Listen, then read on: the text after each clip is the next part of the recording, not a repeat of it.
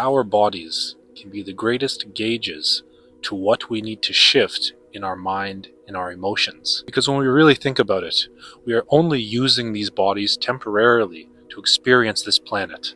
That's all we're really doing here. And so, not getting so wrapped up in its individuality, but rather learning to use it like you use a car, learning to use it the same way you use your phone, learning to operate through it to get what you want to get done in the best possible way for you is important. Instead of just living blindly through it and reacting to any impulse it has, we can learn to step back from it, observe it, and then move forward, move through it.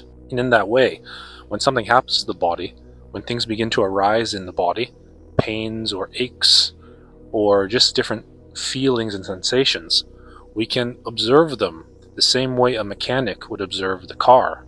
If something comes up on the dashboard, you lift the hood and check. So in the same way, when our bodies don't feel quite right, when certain parts of our body are feeling off, we can learn to sit into stillness, observe it, and then move forward. Sit into stillness, observe it, work out what's not right, and then move forward. So learning to use our bodies as tools rather than ramming machines that we're just kind of ramming into life with can be so important. But then how can we really begin to use these bodies as tools without getting entangled in them? Well, of course, that's why I always suggest meditation. Because meditation gives us the steadiness, gives us the stillness required to step back from these bodies altogether, observe them from a more universal perspective rather than an individual perspective, and then move through in a way that is light and joyous rather than confused and restricting. Because when we're light and joyous, we allow all the light to just flow. We allow our own light to flow through this body naturally and unrestricted. But as soon as we start clinging to different things and rejecting different things and having opinions about things and emotions about things and clinging to those experiences, the more rigidness we're adding to the body and the more problems we're likely to have.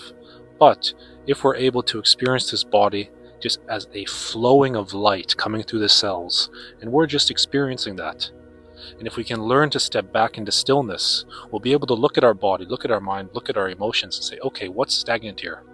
What's holding up the flow? What's the problem with this?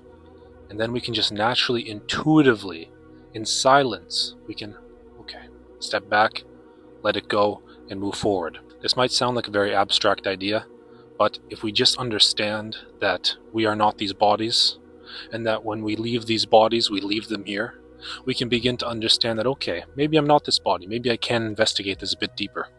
And then, if you develop a meditation practice, if you develop something that brings you to stillness, then you can experience it even further. And then you can learn to step into stillness. You can feel what it feels like to be in that state of flow, in that stillness. In that stillness, you can feel the flow just naturally occurring.